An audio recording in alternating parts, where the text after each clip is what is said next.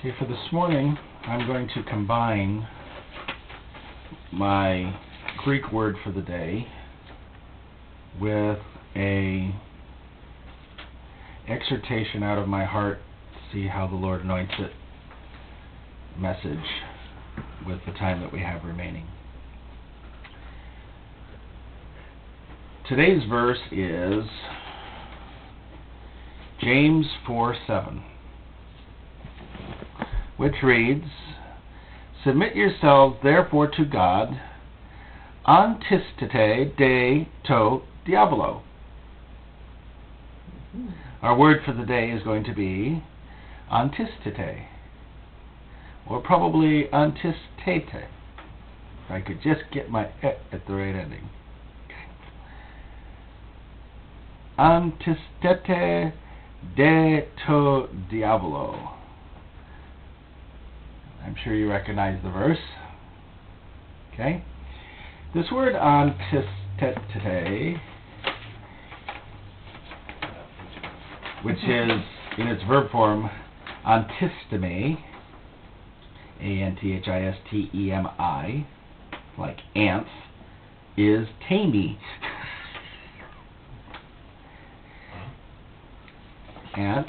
Anthistemi. And it means to set oneself against, to withstand, to resist, to oppose, or to set against. The first half of the verse says, "Submit yourselves therefore to God." Most people forget the first half of the verse before doing the second half of the verse. Because the trouble is, the second part of the verse doesn't work without the first part of the verse. Because if you are God and you try to resist the devil, you lose. Diabolo, the devil. You lose. It says, "Submit yourselves therefore to God, resist the devil." De just means but or and, so but or and, or in comparison to what I just said, resist the devil, and he will flee from you. When I started to put this together, I also realized that there was something brewing on the inside. So first we'll go through the rest of the derivation on the word, which is on page 2. Just because I want you to hear this with the impact that we don't get out of the word resist. You know, you hear the phrase, resist temptation. Well, we know what that means. Where's the cookies? Where's the bottle of alcohol? I'm resisting temptation. Well, I did pretty good for 3 hours, but I got to go out for a smoke. Okay? We resist until, well, you know. But this Greek word, amphisteme, comes from 2 Greek words, anti and histemi. Now these are actually very powerful words, powerful parts when you put them together. Anti means over against, opposite to, or before. For, instead of, in place of something, if it's got to be in replacement of. Instead of, for, that, or because. Wherefore, for this cause, histemi. Its basic bottom line point is to be over against something, or to be in comparison to it, or facing it. It's different than the word pros, which in Greek actually means facing, but it has a strong sense of the word anti, meaning against, opposing. Okay? Histemi is a prolonged form of the primary stao. Stao means to cause or make to stand, to place, to put, to set. There's many other ways that it can be used, but for the sake of this verse, It also means to cause a person or thing to keep his or its place. So the idea of resist the devil carries with it more than just disagree with him, argue with him, I don't like what you have to say, sir, position. It means put yourself in opposition against it, and stand and make him keep his place. Now, if you can think of that in terms of an analogy for the moment, a dam is created to make the water keep its place. The normal course of a river goes, and it's been doing that for thousands of years. And along comes somebody who says, no, we're going to make it keep its place. I see this word, antithysteme, as stand up against, like a wall. The water that's been flooding at you, the water of evil that comes at you, has power, has strength, has pressure. But if you build your wall right, you build it with the right bricks, you build it with the right truths, you build it with the right concepts, you build it with the right events in the Spirit, that thing which is rushing at you can be blocked and forced to stay its place. Right here, out here. Example. When God decided to deliver Israel out of Egypt, He had them put blood on the doorposts of the houses. If that isn't a good example of antithysteme in my mind, because the blood on the post said to the destroyers, pass. This is protected territory. You will stand your place and go around. It's like having an army sitting on the hill, and the opposing army starts thinking they're going to come across and they're just going to march right into town, and they run smack into this army that basically says, touch our city and you die. And in the old wars, they would do that. They'd put up an army, say, if you want to pass through to get to where you're going, we're not going to oppose you because you're doing what you're doing, but you're not touching our city. There's recorded examples in history of men of God standing up against the kings coming through, doing the same thing. You will not touch this city. I am standing against you. You will keep your place. Now, if you're submitted to God, then the act of stand your place works. But the devil isn't going to respect anything less than that, because he hates everything we do. And as I was starting to go through this exercise, it was brewing in me, and I thought, well, I could speak on this morning, I could do what I had planned, but time kind of got away a little bit, and this is what's brewing really in me. The other was brewing. It's cooked, it's in the pot, it's waiting. This one's kind of bubbling. It's like, resist the devil. We really need to get a handle on this resist part. Somebody one time gave me the definition of it means to go toe-to-toe.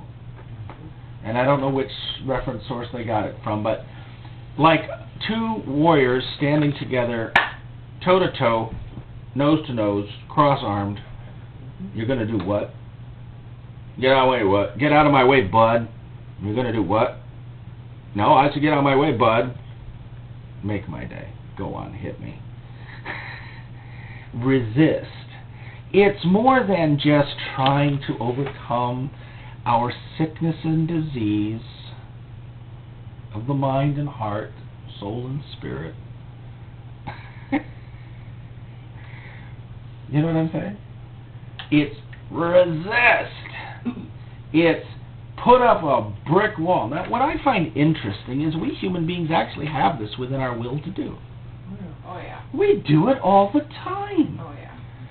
Well, I just don't understand why John is acting that way. I'm never talking to him again. Boom, up comes this wall, And John can, he can come with flowers, chocolate, he can come with $42, he can invite you to the moon, and I'm resisting John. I've got my pride, We can resist forgiveness. We have the power to throw up this wall. I'm not going to ever forget about what so-and-so did. Oh, please forgive me. No mercy, no forgiveness, no grace. No, can't do it, won't do it. We have an amazing power, God-like power given to us to resist whatever we want to resist. Governments, you push us just hard enough, and you'll find out what the American people can resist. People in concentration camps, by act of will, resisted their own psychology being destroyed while they were being pummeled in body and pummeled in other ways. And people who have come out of those concentration camps talked about what they had to do to overcome. And we call that overcoming. Well, yeah, if you survive it, you overcame it. But what did you do to overcome? Well, I have to overcome. You overcome by antihistamine, to stand against and push, almost. It has the idea of, I'm not going to try and shove you out of existence. I'm just going to say, no, you can't touch my house. Destroyer, go right on by.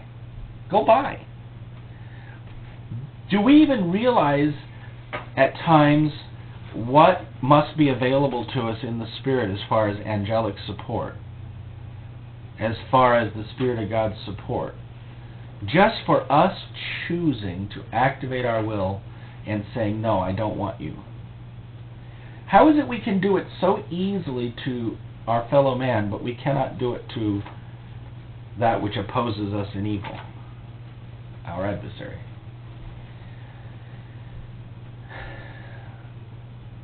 To cause a person or thing to keep his or its place. Stand. Be firm. Be adamant. Grabbing a few synonyms here. Be determined. Now, if you have a salesman standing at your door who wants to come in and sell you, the latest and greatest worldly thing, no, thank you, I'm really not interested. Oh, but ma'am, it's the greatest thing that I've ever seen, and then his foot's in the door, because he's got to stop you from closing the door.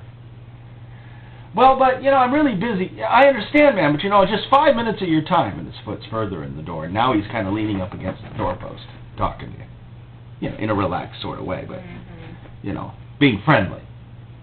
Well, let me at least give you this. Can I put this on your table over there? I heard a good one this week from somebody who works in the car business. When a person comes in to buy a new car, there's an approach that the representatives are supposed to use. It's called dehorsing the rider. It is taught to all car salesmen. You know what dehorsing the rider means? Get their car keys. Under any pretense, get their car keys. Why? Because we don't want you to leave until we've sold you something. So, is this the car you're going to be using for a trade-in? Let me take this to the boss. I'll have him look at the car while we're talking. And you will not get those car keys back until they are absolutely convinced in their mind that they haven't sold you something. It's a tactic. Okay? Now, if you say, no, I don't want to give you my car keys, obviously you're not really interested in the car, are you? So they start giving you a cold shoulder. Well, now think about that for a moment in other applications. What if we dehorsed the devil? You want to bring up my sins? How about we talk about yours first? I mean, it's only fair. If you're going to talk about mine, we'll talk about yours. You want to talk about my defeats? Hey, how about we talk about yours? Give me yours first. How many ways have you lost this battle? Find a way to dehorse him. Make him, not get to leave until he's been pummeled to death by the Word of God somehow. I would call that resist. I'm resisting the customer leaving by taking his keys. I'm opposing. I'm setting up a wall, a barrier. I'm setting up a little cage. What if we took that attitude in our resistances of the devil? The salesman at the door, we can't slam the door on him, but we can step on his toe. You know what I'm saying? The people who try to persuade know how to push their way in. That means we have to know how to put up a standard against, in opposition, when necessary. Paul made the statement, these mouths must be stopped. These things have to be opposed. There is a time and a place to put up a wall. And if God's going to give us this great God-like ability to just turn our backs on things, which He does, or forgive things, which He does, and just open or close doors, we got to realize how powerful that is. I think that we need to hear that antihistamine in our head, breaking it apart. Antihistamine. Yeah. I'm going to take my, and I don't know if this word comes from this or not, my histamine shot. I'm going to take my shot that opposes what you're trying to give me. I'm going to make sure I'm inoculated against your assault. Make sure my system's working right. The second word was diabolo. Now we already know what diabolo means. Diabolos. But here in a little different light. I took it off the definitioner, Diabolos. Prone to slander. Slanderous. Accusing falsely. A calumniator. False accuser, slanderer. Metaphor. Applied to a man who, by opposing the cause of God, may be said to act the part of the devil or side with him.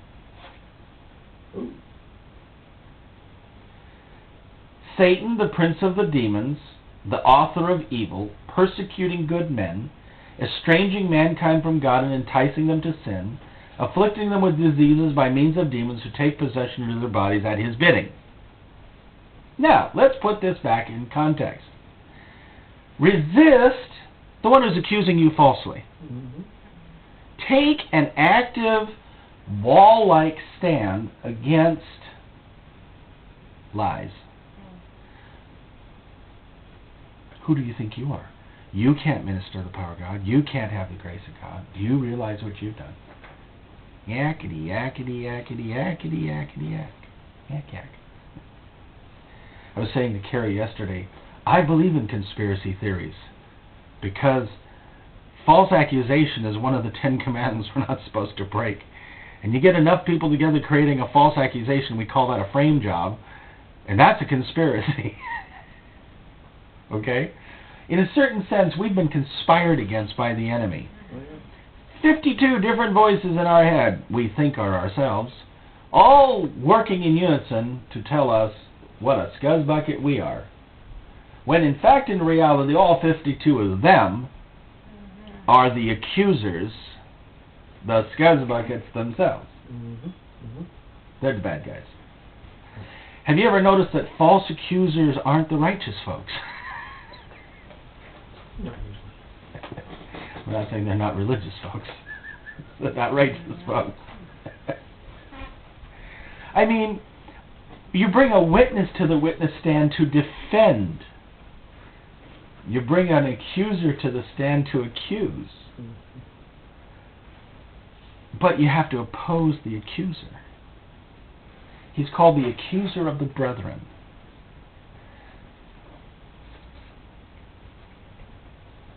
If the devil is going to be the author of evil, obviously it was a bestseller because we've been publishing it for about 6,000 years, but we should take the position of a good book burning. Yes. There is a time to burn a book. There are some books that are absolutely devoid of any point and purpose. Now, I'm not advocating we go out and start burning books, because I love books too much. But I am saying that if the author of evil decides to write your bio for you, just because he's a nice guy, and wants to help you understand your life, and make sure you get to the root of all your problems, which he caused, burn the book. Set up a standard against. Say, I'm sorry, but I'm not buying it. Oh, it's not expensive, it's free, I'll give it to you for free. I'm not taking it. Well, don't you at least want to see what's in it? Aren't you at least curious what I've written down of your life for the last 20 years? No, thank you. I don't read trash. When God came along and said, your name, by the way, is now in the book of life, it vanished off of the text of the other side. Yes.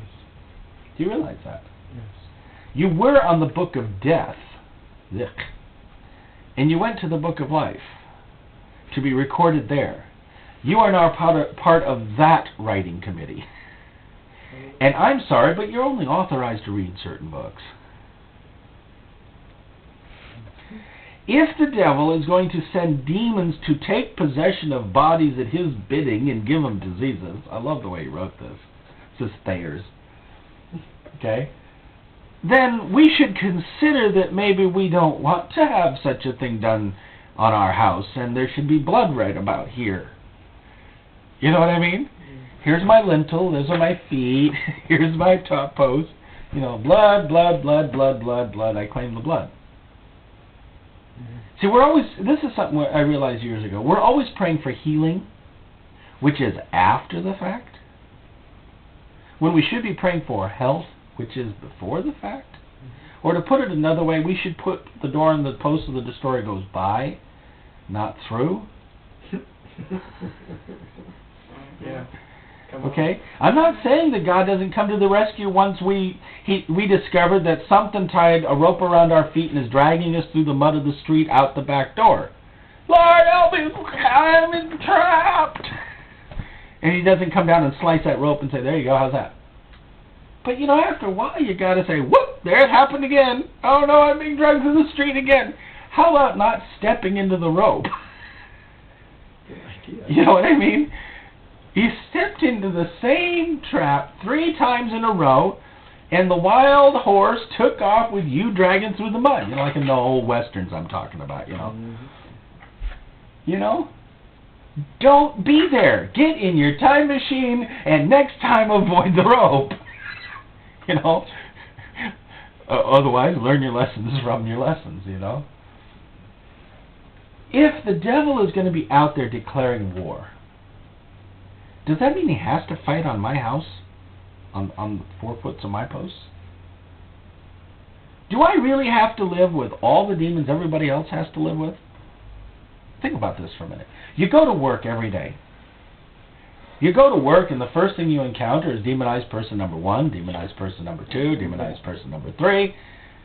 And you know what? Some of them like being demonized.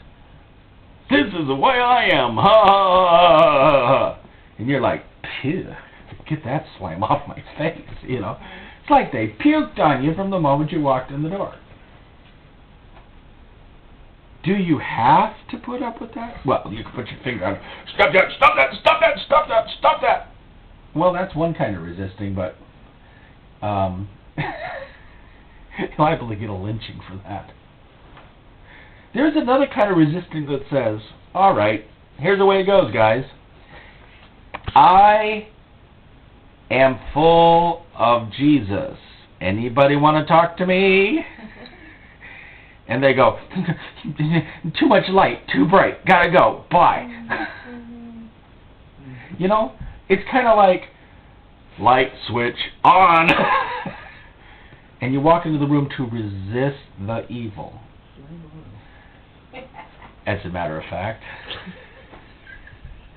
Resist the evil. It says resist the devil. I mean, you're saying resist the evil. Yes. You're in essence saying resist Poneros. Amen. Resist the thing that loves tearing you down just because it loves tearing you down. If we could realize that we are not helpless, we might actually be able to put up a security net. We might actually be able to put up an alarm system that when the devil comes slipping around the back of our brain, and he's getting ready to set up his next scam in the back of your brain, something inside you goes, alert, alert, alert, deet, deet, deet, deet, deet, deet, alert. Something you wake up in the morning, and some mornings you wake up and you're singing unto the Lord, hallelujah, it's a wonderful day, and it's great. And the next morning you wake up, and as soon as you wake up, you get this feeling of, oh, this day is going to be rotten, miserable, terrible, no good for nothing. Shouldn't an alarm bell go off somewhere? Yes. Alert, alert, alert! I've been invaded in the middle of the night. Where's my machete? Where's my machine gun? Help! Shouldn't you wake up in the morning really? I mean, I'm not saying we don't wake up tired and worn out and all. I'm talking about waking up in the morning with the cloud visiting us. Come on, never happened to any of you, right? Yeah, happened to me. What happens when you accept the position of David and say, my soul, why art thou disquieted? I used that line yesterday on somebody. You know what the reply was? Oh, I could give you 50 reasons why I'm disquieted. That's what I hear when I say that verse. I'm going, no, no, no, no, no, no. Not the point of the verse. No. He's not asking his soul the question, give me good reason why you're disquieted. Yeah. He's saying, oh, poor soul, it's okay. Chill. But that's what we are. We sometimes entrap ourselves, not realizing we could have put up a wall. I'm sorry, but some of us are not as smart as 2 of the 3 pigs. Okay? I'll blow your house down. Yep, there goes the straw house. I'm going to blow your house. I don't know what the second one was, but sticks or something. Yes, one was sticks, one was something else. Until the other little pig said, that's enough! And he put up a brick house. And he huffed and he puffed and he couldn't blow the house down. Some Christians are no smarter than pig number 2. Jesus says, build your house on a rock, so that when the storms come, you can stand. Well, yeah. The storm goes around your house. Mm-hmm. Point of note, he didn't say the storm wouldn't be there. He said you'd have a stronger house. Now, if we accept that as a premise for a moment, resisting the devil, we've often assumed, meant that he won't be outside the window chattering. I resisted him, and he's not there anymore. Well, we do have that promise. It's in the verse, right? It does say he will flee from you. Okay? I haven't looked up the word will to see if that's in present tense, future tense, or aorist tense, or which could, depending on what it is, make me tense. But the point is, it doesn't matter how much he yells outside my window if I've got double pane window. It won't matter to you. 10,000 will fall on your left and 1,000 on your right, and it won't matter to you. I'm realizing when I saw this verse this morning, it started percolating. It was like, Lord, what verse do we use for our word of the day? And that's the verse I got. And I got that one. I just came out of nowhere. I said, yeah, but we've taught on that verse I don't know how many times. We've talked about that verse I don't know how many times. Yeah, that verse is so well known that, frankly, they should be preaching it to me, But I have to preach it to myself, so I'm preaching it to you. And so it seemed appropriate that, since that's what's bubbling, why don't we accept the fact that we can pre-protect ourselves? Now, if the devil makes it through, and the devil is like water, this I've learned, he is like water. You get a good rainstorm and you start finding out where the cracks is. Drip, drip, drip, drip, drip, drip. All of a sudden it's, wherefore cometh this black sludge in my life? It wasn't here yesterday. I went to bed and in the morning my basement's full. because he knows exactly where the cracks are. He'll find them if he doesn't. He's just going to keep looking until he finds it. So you have to keep looking to find out if you have it. Right. Where's my holes? Where's my, do I see anything that looks like a drip, drip, drip spot? You have to say, I want to resist the rain. I want to resist. The weather may never change. I don't know what to do with snow. I can't equate to the idea of living someplace so stupid as to have snow drifts that are higher than my house. I can't equate to that. That is just like, pardon the pun, chilling thought. I can't equate to that. How could anybody want to live in a place that one day you wake up and, oh, it's white? All white. Darn, all getting white. Out. How can people live in places like the Sahara Desert? Oh, it's all sand. Yeah. You know what I'm saying? All I'm saying is, because some people have to live there, that's the point. I'm grateful I don't have to live there. But the point is, we accept things. We adapt to things. Oh, well, that's just the way it is. About every third Tuesday under a blue moon, the devil attacks me, and I'm just used to it. It happens over and over. The devil sets patterns. And we say, well, that's just the way it is. It's been in my family for 5 generations. That's the way it is. Well, that doesn't mean you can't put up a standard against it when the devil raises up a flood. This word is just like, stand up. Like your policeman. Sorry, redirecting traffic. Demons, turn left. Turn left. Angels, this way. Come on, this way, this way. Demons, left, right. I don't care. Go back. You know what I mean? If you could at least take a good cop's attitude, you'd at least be halfway towards this truth. When you say resist the devil, well, he's not going to stick around. He's got work to do. I'm sorry, but you're not so important that the devil's going to hang around 24/7 for you. He'll send minions and his upper minions and his middle minions, okay? But the point of this verse is if you resist the devil, you're resisting him who sends all this darkness. And so if one of them lags around, well, I just want to see if he really believes what he says. Does he really think he's going to get that blessing? Does he really think he's going to get that wife or that whatever, that ministry or that gifting or that? I'm just going to stick around. Boss, you mind if I stick around a little longer? I want to see if this guy really is going to be, He resisted me today, but there's always tomorrow. Sometimes they're like gophers. You can't find them, but you can see their piles. Lo and behold. Oh, where did that come from? Another sin in my life. Well, where do you think it came from, huh? Well, I haven't thought about that event in 42 years. Where did that pile come from? They just pop up. Now, you can get despairing if you want, or you can figure out how to put dynamite down the tube, or, you can figure it out. God's given us this ability to resist. Well, yeah, but there's some things you can't resist. I mean, Christians are being persecuted all over the world. Yeah, they are. And God said there might even be persecution on some. Didn't say all, he said some. Even in the book of Hebrews with the lesson of faith there, some were sawn asunder, some were this, some escaped. Some didn't have a problem. Don't know why it is that way, but even there, does that mean we shouldn't be praying that the Lord deal with his adversaries? According to Dudeman in his book, he was electrocuted 7 times. And the angel stood by him all 7 times and said, just a little longer, hang on, just a little longer, not much longer now, just a little longer now.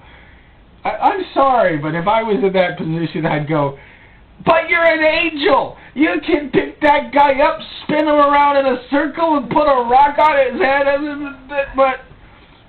You know what I'm saying? It's like... You know what I mean? And he's got to get electrocuted 7 times. That hurts, man. That really hurts. I can't even get a drill in my tooth without 4 shots of Novocaine, because nerves hurt. What am I going to do with 209,000 volts running through my fingertips? I'm a not electro man, you know? I can't cope with that. Neither can you. But if the angel's standing there and says, hang tight a little longer, and the will of God gets worked out a little bit differently, you resisted. You won. You overcame. That's what overcomers do. You know, my point is, we're always talking about we got to be overcomers, and then we psychobabble ourselves into a corner. You do know that whenever you're practicing psychobabble, you're babbling with a psycho. Mm-hmm. Just as a clue. I'm not saying there aren't counselors that don't help people on occasion for the purposes by which they need to be helped. However, come on, some of this stuff that they have invented to help mankind is to avoid the biblical definition of deliverance, to avoid the biblical definition of freedom, to avoid the biblical definition of what to whoop. That's why I say it's psychobabble. You're arguing with the psycho. If a man is opposing the cause of God, or said to act the part of the devil or to side with him, we are to resist with the truth, in love. People forget the word in love at the end of that verse. I've got the truth, funk. No, it's you've got the truth here. I'm sorry, but we are not going to convert the bride of Christ by taking a club to her head and dragging her into the marriage feast. Okay? It isn't going to happen that way. Okay? The fire and brimstone doesn't make the bride. The crier, the preparations of the father, this is what makes a wedding feast. The resisting even of sleep, we have been warned in Scripture over and over and over again. Shake sleep. Mm-hmm. Now, I had an experience yesterday. It was a little scary because I was a little tired. And I a little forgot that I was driving for just a microsecond. Yeah. And the only reason I knew I wasn't driving anymore is because I felt the sense of deacceleration. Because, of course, when your body starts to go clocking sleepy, your foot comes off the accelerator because it's relaxing. And so I felt the car wasn't right. No, I wasn't right. It wasn't the vehicle's problem. I wasn't right. Now, I haven't done that in a long time. I drove 38 hours from the Midwest to here. But, you know what I mean? It's you got to be careful. You got to resist certain things. Well, you got to resist being tired in the gospel, too. You've been driving your gospel car down the freeway of life for so long that, quite frankly, you're getting religiously hypnotized. The white stripes are just going by.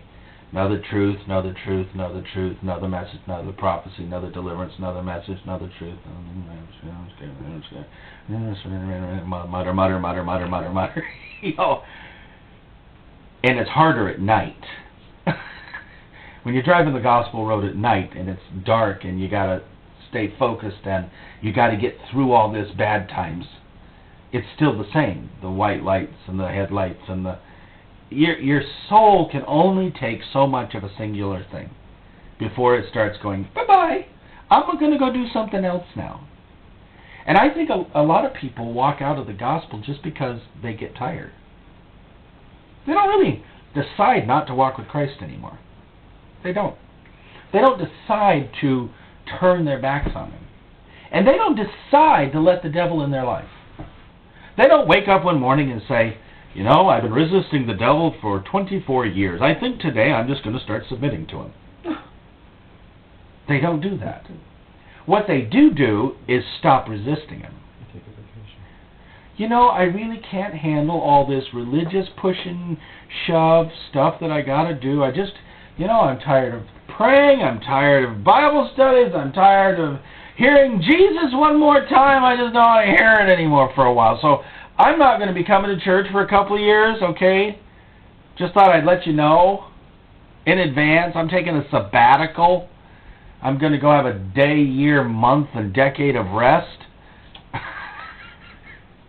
People do that. They do that. They just decide one day, I'm burned out. So, Jesus, have a nice life. I'll be back in 2 years. It doesn't work. Oh, well, I know, we're a little bit more clever than that, and the voices in us are far more clever. You're not really leaving Jesus. You're going to go find him. Mm-hmm. All right. Because you're dead tired, you're going to go find him. That sounds like the Shunammite saying, no, I think I'll turn over in my bed, thank you very much. That's not going to find him. See, I think we do get tired, weary in well-doing, as the Scripture says. We get weary in the pursuit of it. And we get tired of the devil always being there. We get tired of the voices and the arguments and the one more sermon on why I gotta do what I gotta do. I was convicted 16 weeks ago on this one. Why do I gotta hear it again?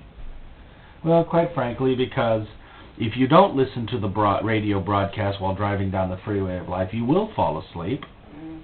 And one day you'll realize that you're not hearing the voice of conviction anymore, or the voice of motivation, and you're not feeling the prick of the ox goad on your backside either anymore. And you're 42 years off course.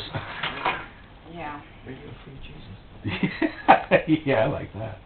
You know, all because we didn't decide to do anything. We didn't resist the devil anymore. We didn't seek God's face. We didn't seek the submit to God part either. We just kind of stopped on the freeway of life. I think that what God's brewing in me is this: get a hold of what it means to withstand, resist, oppose. That doesn't necessarily mean that you're always in a wrestling match, even though we are wrestling against powers and principalities, where we're feeling the drain of wrestling all day.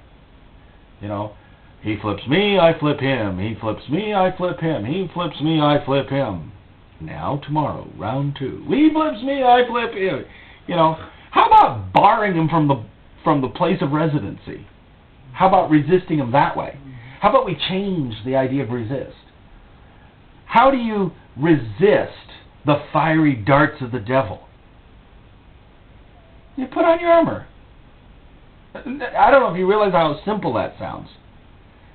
You don't have to swat at the fiery darts of evil.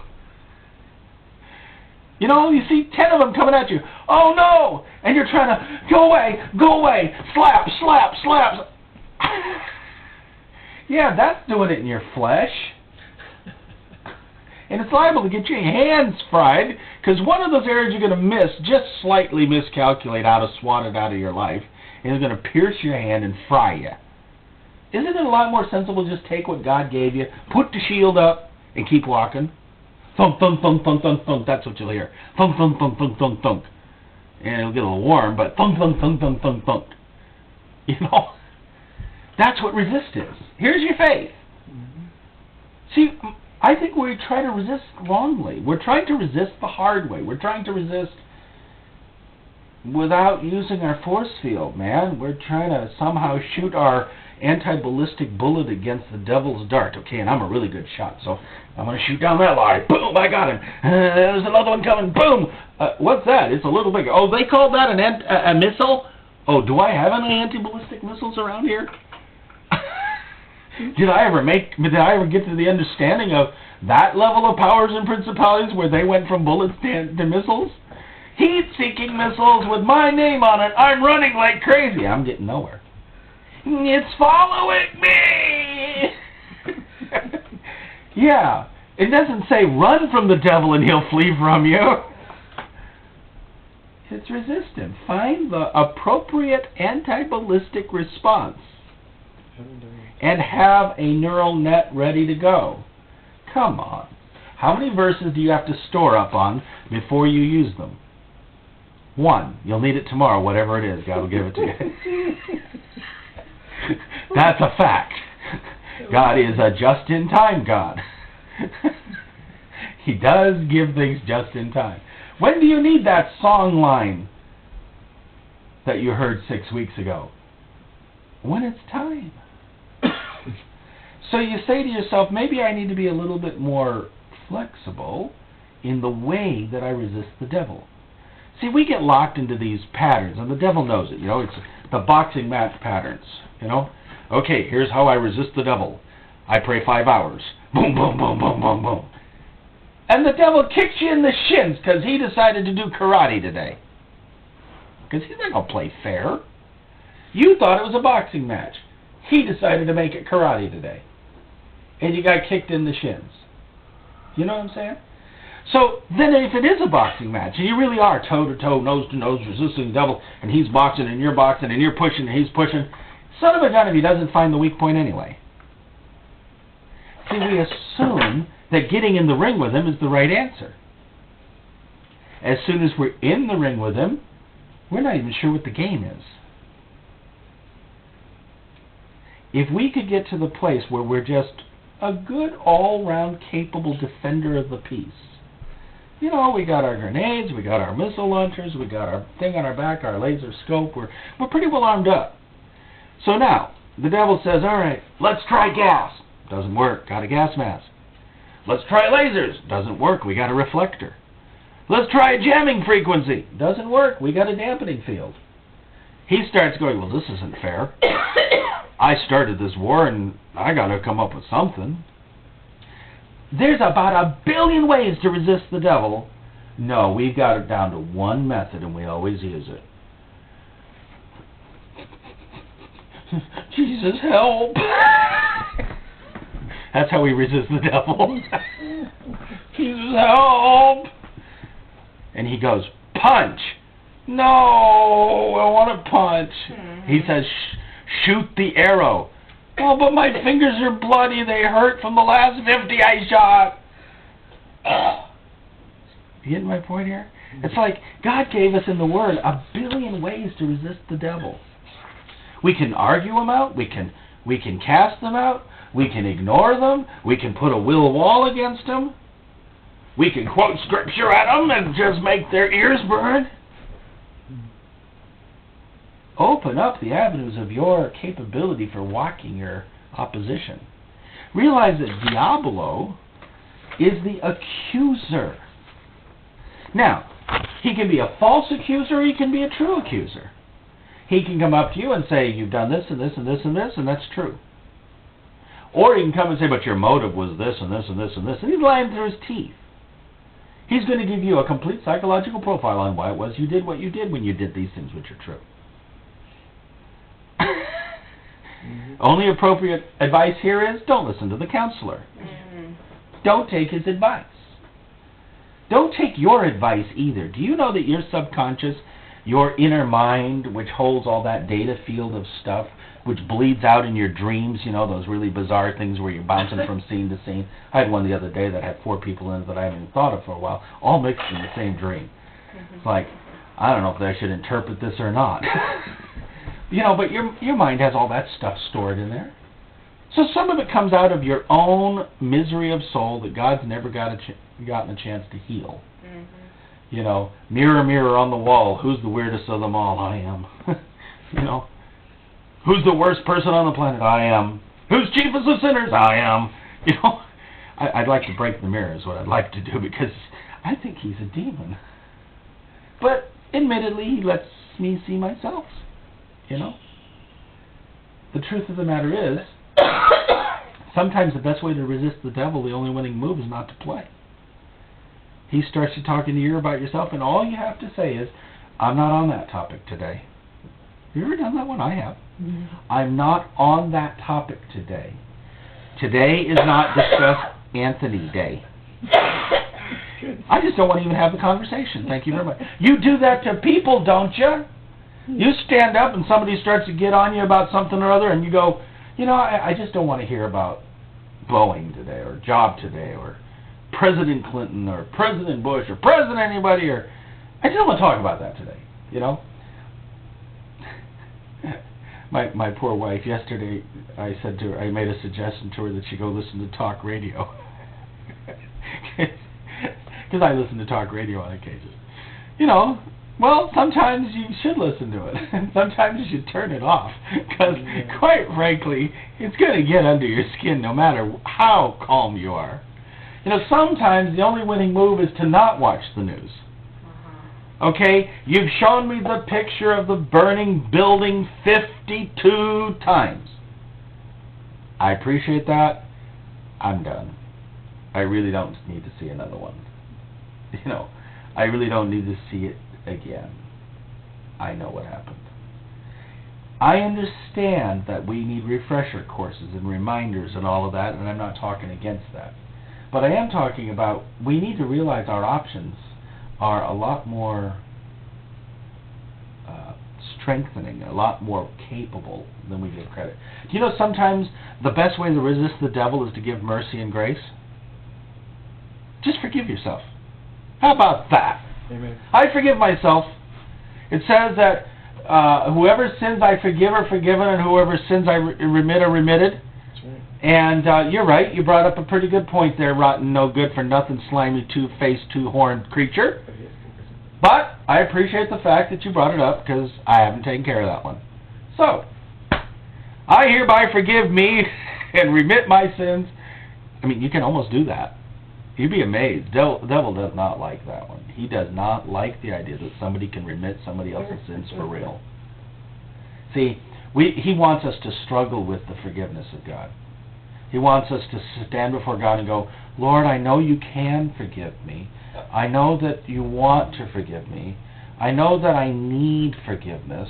I know that forgiveness is available to me. Anything but, I thank thee, Lord, that my sins are remitted.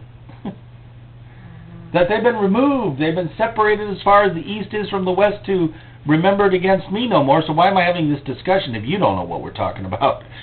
Ever done that one to yourself? Mm-hmm. I'm having a discussion with the devil over a topic that God doesn't even recognize. Whose side am I on? You know, if you ask God to forgive you 15 years ago for that event, and it still comes back to haunt you, then maybe it isn't coming back to haunt you. Maybe the haunt is coming back to it you. You know what I mean? Pay attention to it. I don't have to. I don't need the it. Thank you. Goodbye. Resist the temptation to yield to self-pity, guilt, and those things. No, I'm not speaking out of personal experience. I'm a perfectly balanced saint who never has any of these problems. I have had to learn to resist the devil. I've had to learn at times to say, I'm not having this discussion. I've had to learn at times to just stop. Sometimes arguing with them is not the right approach, because they're in the mood for a good scrap. One of the worst things you can do is get on your adversary's turf and fight your battle with them. Any good strategian knows that. Wait till you can get them on your turf. You know, when you're full of that joy and excitement and wonder in God and full of the Holy Ghost and wisdom and knowledge and power, and you just know everything's possible, then you reach down into your drawer and you pull it out, and you pull out that sheet of paper with the long list of, here's the things that you're supposed to deal with, and you just start check-marking it. Dirty rotten devil, that reminds me, spirit of so-and-so, I haven't had to address you lately. But I know you're there, because you bugged me when I wasn't ready for you. So, since I'm in such a good mood and I know God's on my side, here, smell this. You know, and you point your spiritual pistol at him, and you pull the trigger. Now, sometimes you hear a yelp, and sometimes you won't hear anything, because they don't want you to know that you hit them. You're done, you go on your way. You may find that you're not wrestling with something all of a sudden anymore, just because in a time when you were strong, full of faith, full of anointing, you stood against the adversary for what he had done, and God said, sounds good to me. Granted, don't you go back. And the devil just disappears. The problem goes away. It just isn't anymore. It just isn't anymore. That's resisting the devil too. There's nothing that says that resisting the devil means you have to wait until he's got your face down in the mat and you're smelling rubber because he's rubbed your nose in it. Now you got to resist the devil because your arm is behind your back, your legs tied over your ear, and your nostrils in the wrestling mat. No, no, no, no. A wise soldier gets to shoot an arrow into the air when the army's not even near him yet, and let the Lord perchance direct the arrow, and slap the leader of the opposing forces and send the rest of them home. This is resisting the devil too, you know. This is called protecting your coasts. It's called establishing your defenses. Okay? I am convinced that we are taking too many hits in the gospel because we are not putting blood on our doorposts, we're not putting spirituality at the front side, we're not resisting before the attack comes, we are waiting till the fiery dart hits the wall, fries half the house, and we call to our brethren for help. And then it does take a team prayer meeting to convert it, because you got to call the whole fire department or you're going to lose everything. Whereas you might not have needed the whole fire department if you had a sprinkler system in place, spiritually speaking. You know, you tested it periodically. You ran your worship time periodically. You quoted your verses to yourself periodically. You made sure the sprinkler was working. You know, you put in your smoke detector, spiritually speaking. You get down and you pray in the Spirit and you check things out. Because you can while you're praying in the Spirit, you know. You start looking around to see. You pay attention when you see enemies coming over the hill. Oh no, our nation's under attack. Oh no, our city's under attack. Oh no, our church is under attack. You know, it's that old line, you know, you see the crooks come in and they rob house number 1 and rob house number 2 and rob house number 3, and you're sitting nice and comfy in your house. Do you pray now or wait? You know, do you call in the neighborhood defense now or do you wait because it's not near you yet? It's here. We got a harvest field that's white unto harvest, and we got a battlefield that's red unto blood. So what are we waiting for? Well, we're waiting for it to hit us so we have a reason to pray. We don't say it that way, but that's what we do. We wait. We don't test our missiles in advance of war. We don't go out and see if we can establish ourselves in the faith, so that when that atheist comes with a bomb about this big, or the, you know, God forbid, and I know this is me speaking out of my hat, but God forbid if tomorrow morning I was arrested to be persecuted for Christ. I don't know how many complete verses I can quote, but I got the point. I don't have to quote verses. I know the gospel here. If I misquote the verse, too bad. It doesn't change the reality of what I know. But on the other hand, if I can't quote the verses, maybe I've missed part of the reality I'm supposed to know that I'll need in the hour when I need it. See? A strong defense is a good offense. A strong resist is a good oppose. What I'm trying to say in this, and the heartbeat in this, is prepare for war. Uh-oh, there's Anthony on war again. Prepare for war. Prepare for, it may not touch your house, but you know, if you get all your stuff all armored up and well oiled and ready to go, you may have to go defend somebody else. You may have to feed them the truth fast. You may have to be their fire brigade. You may have to be their defender of the peace. You know, you be their peacekeeper. You know, you may have to deliver them of the dictator that rules their kingdom. You just don't know what your value is. You don't know what your role is. But if you're in the habit of resisting the devil, then, you know, when it's time for the reserves to be called out, you'll be ready. You'll know, you know, like I just jokingly said to you outside, you know, you'll know how to strip down your field arm and put it back together again. And this is the doctrine of the power of God. See, these are the 15 verses that make it up. Rather, see, there's a little spring that loads it, and that's the piece that does it. Now, here's how it comes together. Well, why do you believe in that, Jesus?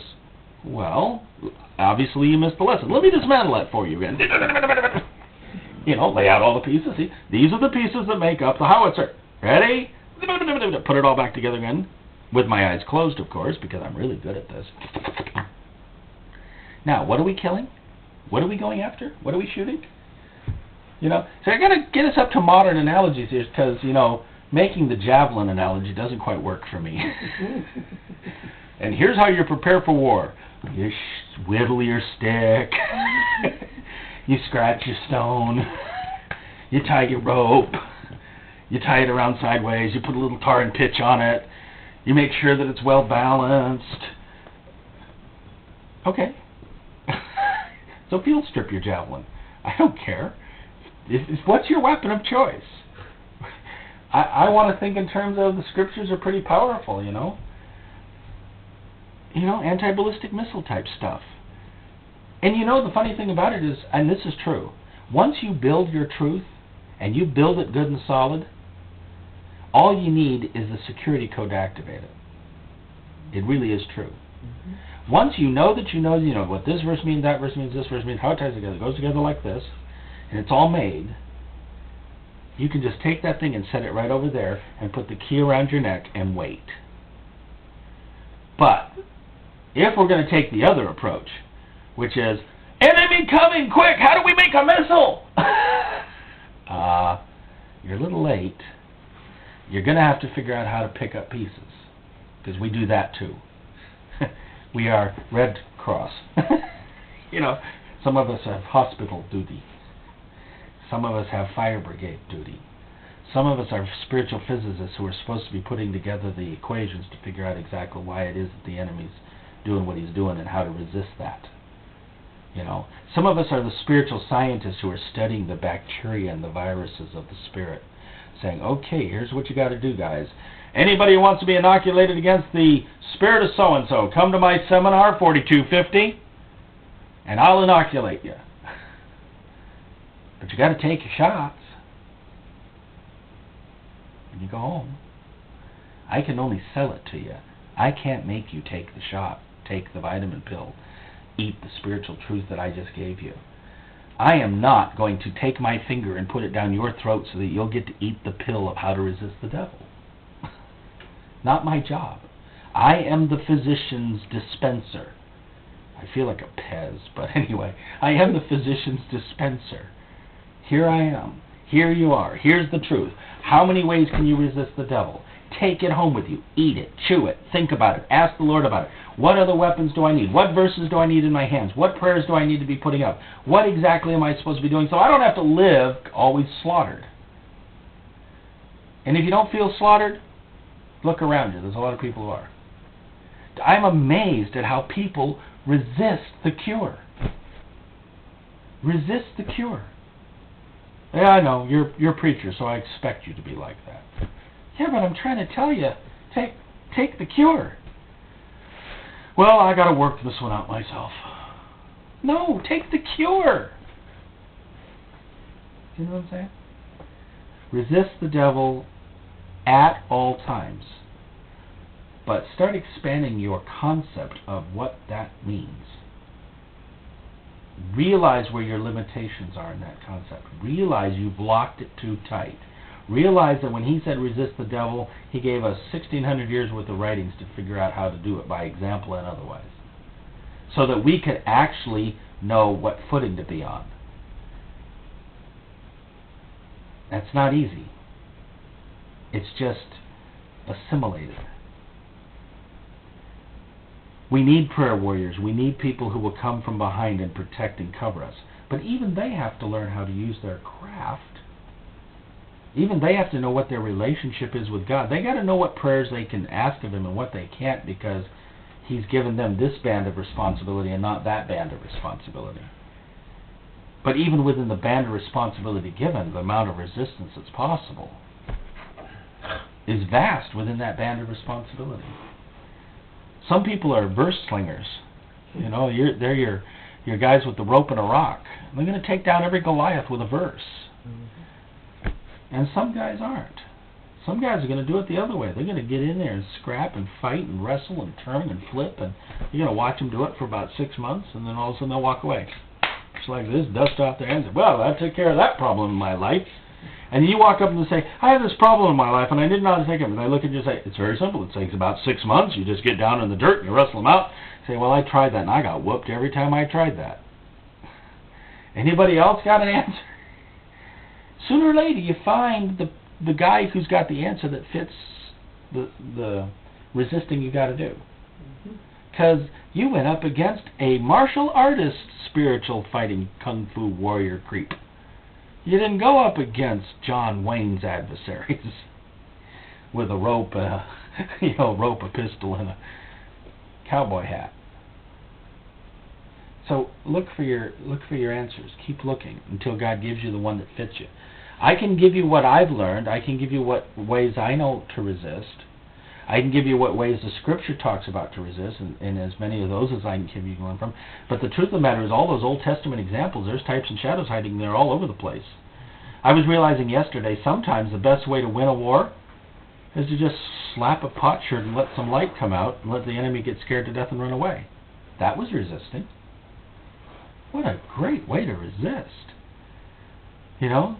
Walk around the city, sing, dance, have a wonderful time, watch it come down. What a great way to resist. There's about 100 some odd examples of how to do warfare in the Old Testament. And all of them have spiritual application. So, resist the devil and he will flee from you. 1, because you're going to bore him to death. 2, because you're going to pummel him to death. 3, because he's got other things to do than to hang around and lose every time he comes against you. Send him into a pig. I'm kidding. I'm totally kidding. Just do everything you can to resist the devil. I've got to do everything I can. And if you need backup support, then pick up the phone and ask somebody for backup support. We're so electronically tied together now, there's no reason in the world why somebody can't drop an email and say, one line, need prayer on such and such. No reason to fight battles alone anymore. We're too integrated. In the old days when you had to send so-and-so by horse across to town to get some help, that was a different story, different time. Nowadays it's, get in the car and go visit somebody. Get on the phone. Now we're up to email. Now we're up to pagers, and pagers became cell phones, and cell phones are becoming video phones, and video phones are going to be... Okay, let's upgrade our spiritual relationships too. Now our prayers are going to have to start being like this technology, a little bit more effective. Let's get right down to it. What verse do you need? Come on. Give me the email. 1 verse, 1 line. I need 15 people to give me verses to defend myself against such and such. I guarantee you put out a prayer request like that, you're getting verses out of the wazoo. Carrie has this, on the site, people who can send in prayers and stuff, These prayer boards that are all over the place. I'm amazed when I see these ministers with piles of prayers, Sure. 4 foot wide and 3 foot high sitting in the middle of the floor. And that's a this month set of letters of people who need resistance. Mm-hmm. I rest my case right there. I rest my case right there. 1,000 different ways to win this war, and one big God directing it. How can you lose? Resist the devil, and he will flee from you.